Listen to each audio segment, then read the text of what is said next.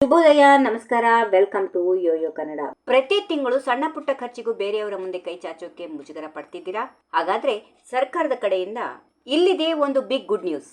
ರಾಜ್ಯ ಸರ್ಕಾರದ most popular Gruhalakshmi ಯೋಜನೆ 27ನೇ ಕಂತಿನ ಹಣ ಈಗ ಅಫಿಷಿಯಲ್ ಆಗಿ ರಿಲೀಸ್ ಆಗಿದೆ. ಮನೆ ಯಜಮಾನಿ ಅಕೌಂಟ್ಗೆ ಆಸರೆಯಾಗಿ ಬರೋ ಆ 2,000 ರೂಪಾಯಿ ಹಣ ಈಗ ಆಲ್ರೆಡಿ ಡಿಬಿಟಿ ಮೂಲಕ ಕ್ರೆಡಿಟ್ ಆಗೋಕೆ ಶುರುವಾಗಿದೆ. ದಿನಬಳಕೆ ವಸ್ತುಗಳ ಮೇಲೆ ರಾಕೆಟ್ ವೇಗದಲ್ಲಿ ಏರ್ತಿರೋ ಈ ಟೈಮ್ನಲ್ಲಿ ಈ ಹಣ ಬಡ ಮತ್ತು ಮಿಡಲ್ ಕ್ಲಾಸ್ ಫ್ಯಾಮಿಲಿಗಳಿಗೆ ಒಂದು ದೊಡ್ಡ ಸಪೋರ್ಟ್ ಅಂತಾನೆ ಹೇಳ್ಬೋದು. ಹಾಗಾದ್ರೆ ನಿಮ್ಮ ಅಕೌಂಟ್ಗೆ ಹಣ ಬಂತ?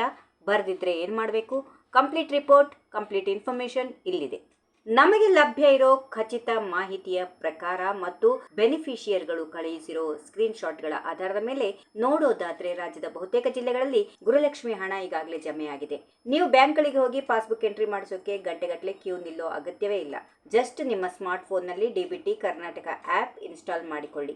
ಅಲ್ಲಿ ನಿಮ್ಮ ಆಧಾರ್ ನಂಬರ್ ಹಾಕಿ ಲಾಗಿನ್ ಆದ್ರೆ ಸಾಕು. ಪೇಮೆಂಟ್ ಸ್ಟೇಟಸ್ ಸೆಕ್ಷನ್ ನಲ್ಲಿ 27ನೇ ಕಂತಿನ ಹಣ ಯಾವ ಡೇಟ್ ನಲ್ಲಿ ಯಾವ ಬ್ಯಾಂಕಿಗೆ ಜಮಾ ಆಗಿದೆ ಅನ್ನೋ ಕಂಪ್ಲೀಟ್ ಡೀಟೇಲ್ ಸಿಗುತ್ತೆ. ಇನ್ನೂ ಒಂದು ಇಂಪಾರ್ಟೆಂಟ್ ವಿಷಯ ಏನಪ್ಪಾ ಅಂದ್ರೆ, ಗೃಹಲಕ್ಷ್ಮಿ ಯೋಜನೆಗೆ ನೋಂದಾಯಿಸಿಕೊಂಡಿದ್ದ ಮನೆ ಯಜಮಾನಿ ಒಂದು ವೇಳೆ ತೀರ್ಕೊಂಡಿದ್ರೆ ಆ ಹಣ ಬರೋದು ನಿಲ್ಲುತ್ತೆ. ಆದ್ರೆ ಅಂತ ಸಂದರ್ಭದಲ್ಲಿ ಅದೇ ರೇಷನ್ ಕಾರ್ಡ್ ನಲ್ಲಿರೋ ಸೊಸೆ ಅಥವಾ ಮಗಳನ್ನ ಮನೆ ಯಜಮಾನಿ ಅಂತ ಚೇಂಜ್ ಮಾಡಿಸ್ಕೊಳ್ಬೇಕು. ಆಮೇಲೆ ಹತ್ತಿರದ ಗ್ರಾಮ 1 ಅಥವಾ ಕರ್ನಾಟಕ 1 ಸೆಂಟರ್ಗೆ ಹೋಗಿ ಹೊಸದಾಗಿ ಅಪ್ಲಿಕೇಶನ್ ಹಾಕಿದ್ರೆ ನೆಕ್ಸ್ಟ್ ಮಂತ್ ನಿಂದ ಹಣ ಬರೋಕೆ ಶುರುವಾಗುತ್ತೆ.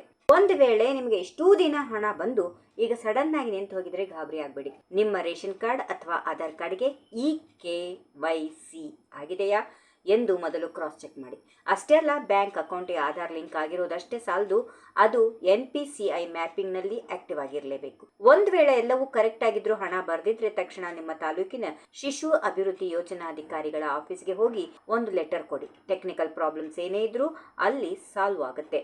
If you like this video, ಬೇಗ ಲೈಕ್ ಮಾಡಿ, ಕಾಮೆಂಟ್ ಮಾಡಿ, ಶೇರ್ ಮಾಡಿ ಹಾಗೂ ಯೋಯೋ ಟಿವಿ ಕನ್ನಡವನ್ನು ಸಬ್ಸ್ಕ್ರೈಬ್ ಮಾಡಿ.